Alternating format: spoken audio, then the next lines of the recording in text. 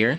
So today we're going to be taking a look at how to find shear force and the bending moments of a simple beam support. And in addition to that, we're going to be drawing the shear force diagram and the bending moments diagram using the values that we got from the calculations. With that said, let's get into it.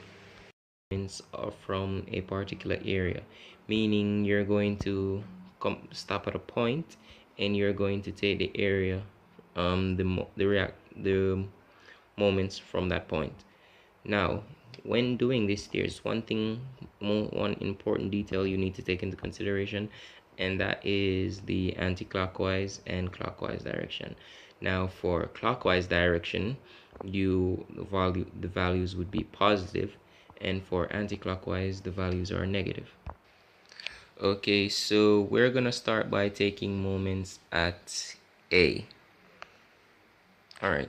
So the first thing you're gonna want to do is you're gonna look at A.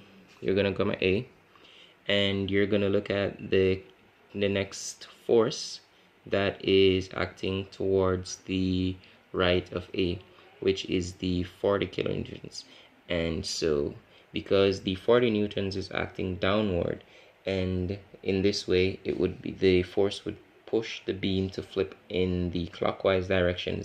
It's positive, so we would have 40 kilonewtons times the distance, which is 2 meters. Then after that, you would move to the next force, which is the 50 kilonewtons. So because the 50 kilonewtons is also going in a clockwise direction, forcing the beam down, it would be a plus 50 kilonewtons. So you have plus 50, and now we would look at the distance. Now the distance from the 40 to the 50 is 30 kilonewtons, but since we're taking moments at A, we're going to be looking at the distance from A, which is 5 meters. So it's 50 times 5 meters. Then we're going to move on to the next force, which is the 35 kilonewtons. And as you can see, it's also acting downwards, going in a clockwise direction. So it would be down to the 35 kilonewtons, which we're going to times by a distance f3 of 5 plus 3, which is equal to 8. So the distance from A is 8 meters. So now we'll have 8.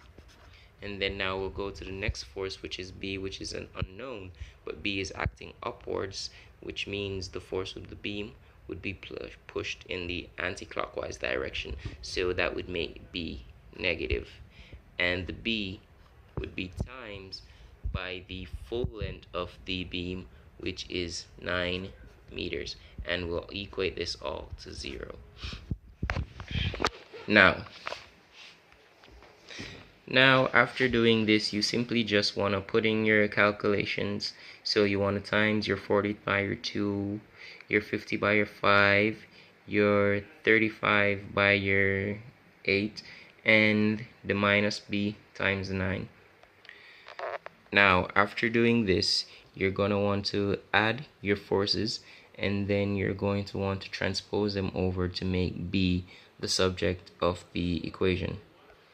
So after adding up all the forces and you bring them over to the other side, or in other words, you minus both sides by the sum of forces, you would get a negative 106, negative 610, which is equal to a minus 9b. Now, notice the fact that we still have not made b completely the subject. So what we would do here now is simply divide both sides by the 9 to make b the subject. And in doing so, your answer would be, you would get a 67.78 kilonewtons for your answer for B. And after doing this, we're gonna have to try and get A. Now, to get A, you would typically go through the same procedure, but you would take moments at B. But to make things a little simpler, we are going to do something where that says a formula that says the sum of upward forces is equal to the sum of the downward forces. So simply put, A plus B would be equal to the sum of all the forces that are acting downwards. So now, as you can see, the sum of the upwards forces, the downward forces, is 125 kilonewtons. Now that we have the sum of the downward forces, we can find our B or A simply by making A the subject of the formula. So we would subtract both sides by B, which would cancel B from this side. So we would have A is equal to 125 kilonewtons minus by B, and we already have the answer for B, so we would just substitute that in, and so we would have 125 kilonewtons minus by the 67.78 kilonewtons that we acquired earlier, and in doing so our answer will be 57.22 kilonewtons. Now, after we found the reactions, which would be the upward forces A and B, so let's put those in. So A is equal to 57.22 meters, while B is equal to 67.78 kilonewtons. Now, after doing this, we're going to try and construct our shear force and our bending moment diagram. Now, the first thing that I would suggest doing is to bring down the lines of each forces down, like you're creating a graph section on your paper. So before getting into calculations, I would suggest doing this so you don't have to redraw the diagram after constructing the bending moments, after calculating the bending moments and shear force.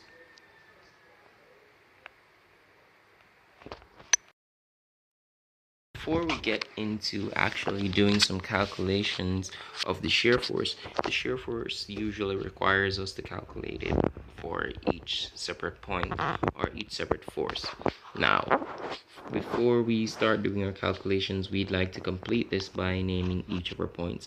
We already have A and B, so the force with the 40 kilonewtons, we'll name that E, and the following one F and G. Okay, so something that is very important to take into consideration when doing bending moments and shear diagrams is that upward forces are positive while downward forces are negative. Now, with that said, let's get into it. So for the first point, we have a 57.22 meters. Now for shear force at point A, we would simply put that the shear force is equal to a positive 57.22 based on the fact that the force at A is acting upwards, which is positive. Now, for the shear force at point E, we would have the shear force being equal to the 57.22 kilonewtons being subtracted by the 40 kilonewtons, which is at points E and is acting downward, which, as we established earlier, means negative. Now, in doing so, our shear force at point E would be equal to 17.22 kilonewtons. Now, after that, we're going to want to look at our shear force at point F. So shear force at point F. Now, for shear force at F, we would have our 57.22 meters subtracted by the 40 kilonewtons, which is acting down, also subtracted by the 50 kilonewtons, which is acting downwards. As we established, downwards means negative, and the answer for the shear force at E would be equal to a minus 32.78.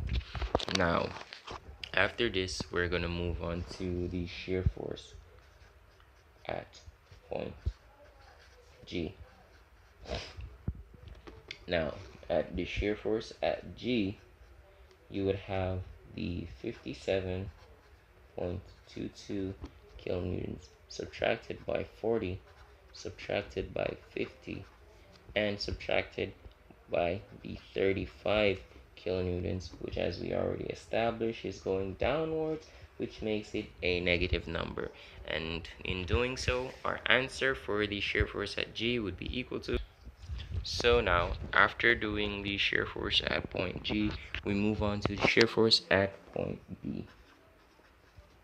Now, for shear force at point B, something very important that you need to understand or remember is that once you reach the end of the beam, which is where shear force B is at, you must always get back 0. The 0 basically shows that the equation that the beam is the forces across the beam are at equilibrium, and that the beam will more than likely not break simply because of its stable structure. So now for the shear force at B, we would have shear force equal as the 57.22 minus 40 minus 50 minus 35 plus the 67.78 kilonewtons, which is going in the upward direction, which makes them positive, and our answer here would be 0. Now have a look at the bending moments. Now, the bending moments is simply the resistance that beam has when the force is acting down upon it. That it's basically what stops the beam from breaking. It's like the maximum amount of elasticity, you could say, for the beam before it breaks. Now, when calculating the bending moment, the first thing we need to do is we need to say that we're going to do the bending moments at point A.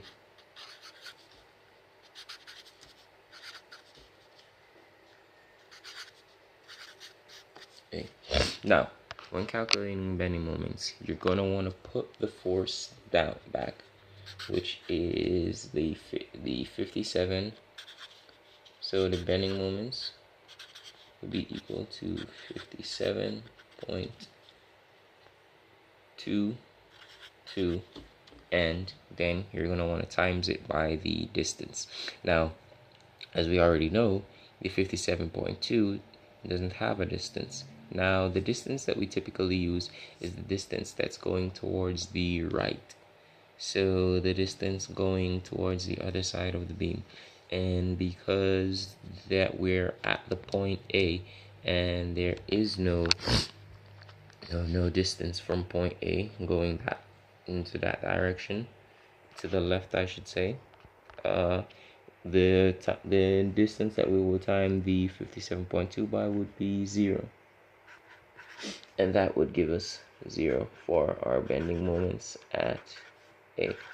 Now, when doing the bending moments, the thing that we really need to take into consideration is that when we move to each point, we actually move the bending moment point. So now that we're going to go to the bending moment at B,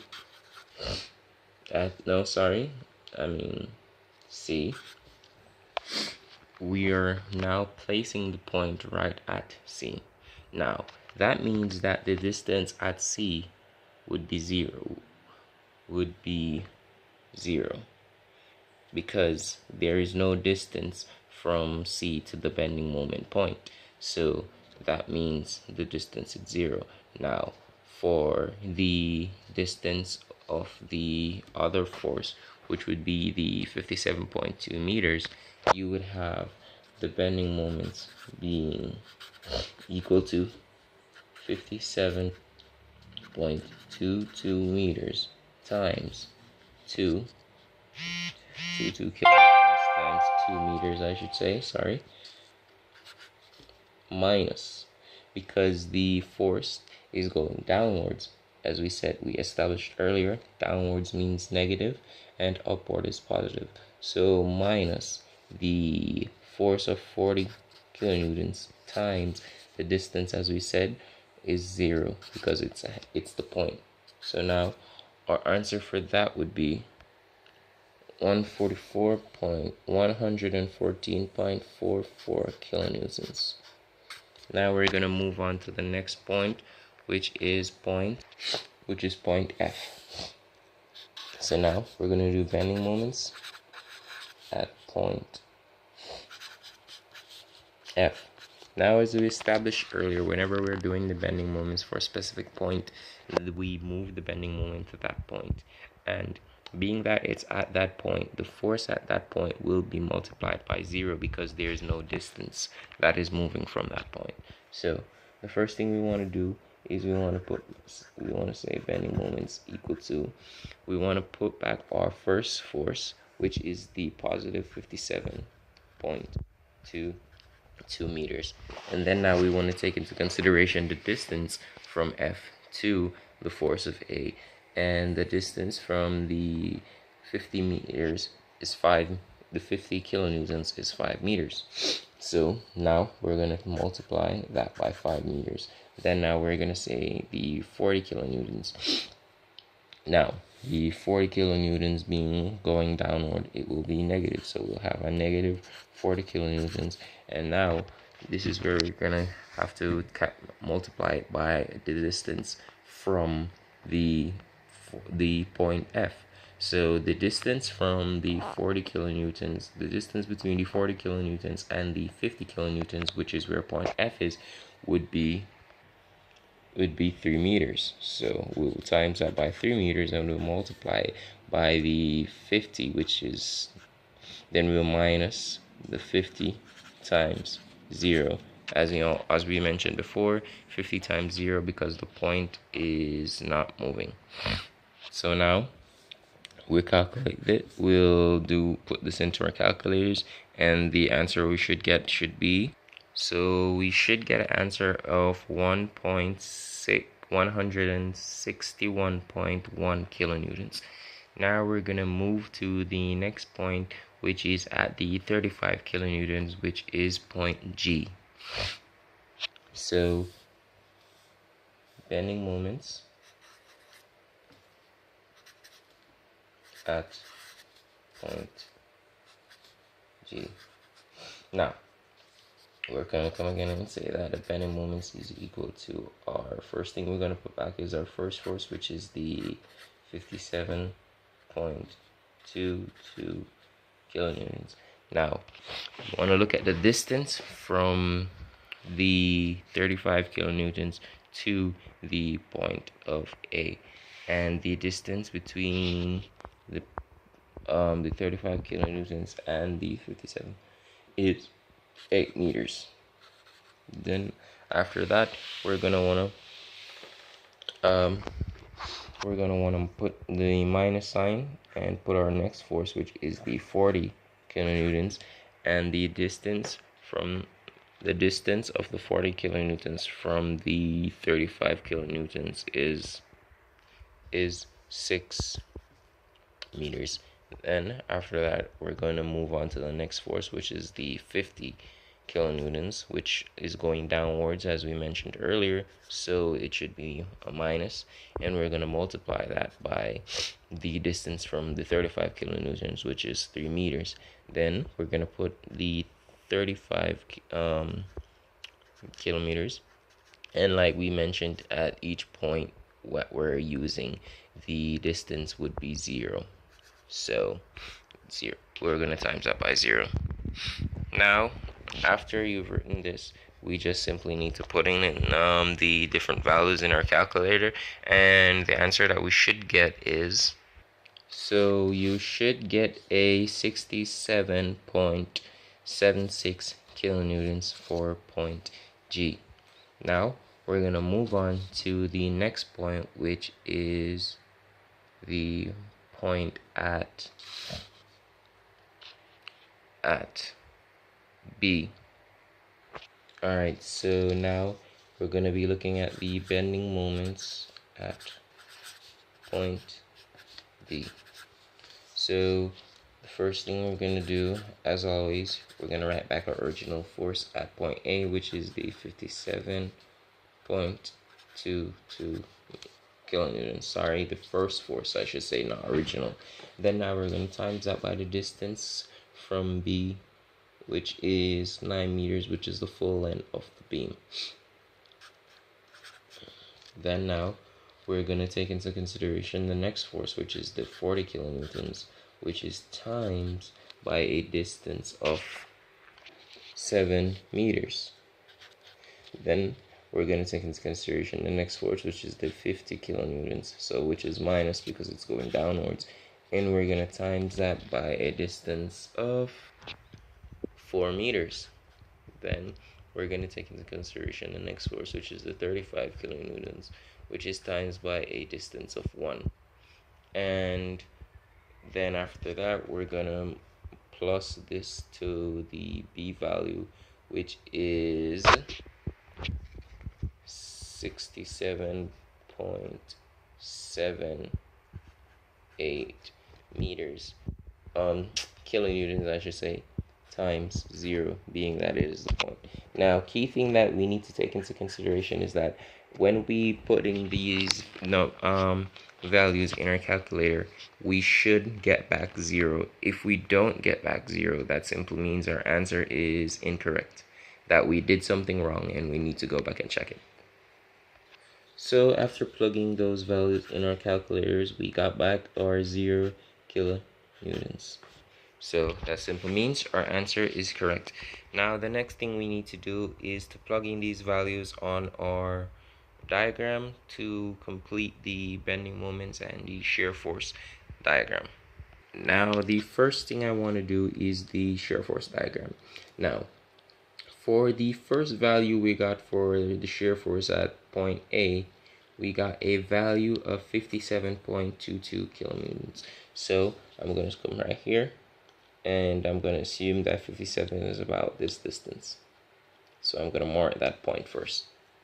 Then, after doing that, the next distance that we got was a 17.22 meters. Now, I'm going to come all the way down here and say that my 17.22 meters is about at this point. Now, for the next point at point G, at point F, I should say, the next value we got was a negative 32.78 meters. So I'm going to come all the way here, then I'm going to come down, and I'm going to assume that our negative 30 is about here. Our negative 37 is about here. Then now, we're going to look at the next force at point G, which is a minus 67.78 meters. So we're going to look at it and we're going to assume that it's somewhere around this region. And for our last remaining point would be at 0. Now, after doing so, we have just identified the points. Now, what the bending moment will look like after you're finished doing the points is... Sorry, I meant to say this is what the shear force would look like after inputting our values. Now, we're going to bring down our table a little bit more and try to put our bending moments diagram right below the shear force diagram. Alright, so this is what we did after we brought down the the diagram for the bending moments. Now we're gonna plot the points and construct the bending moments diagram. Now for the point at A, we had 0, so that means the first point would be here. Now moving from there, the point that was at E, which is at the 140 kilonewtons, the bending moments was 114.44 kilonewtons. So we're going to come all the way up here between the 120 and the 100, and we're going to assume that it's somewhere within this region. So 114.44 kilonewtons. After that, we're going to basically now look for the next point at point F, which was 161.1 meters. So we're going to come all the way up here. We're going to assume that it's somewhere within this region. Now after doing that, we're going to move to the point G, which the force there was 67.76 meters, which we can assume is somewhere within this region. And the final point was at 0. Now the bending moments is a little tricky, is a little different from the shear force, wherein the forces just came directly across us and went down and up. In this case, the bending moments will move in a diagonal aspect, because that's how the beam would basically be bending. So this is basically how our bending moments diagram would look after constructing it. So that's it for today, and thanks for watching. I'm Jamari. I'm out.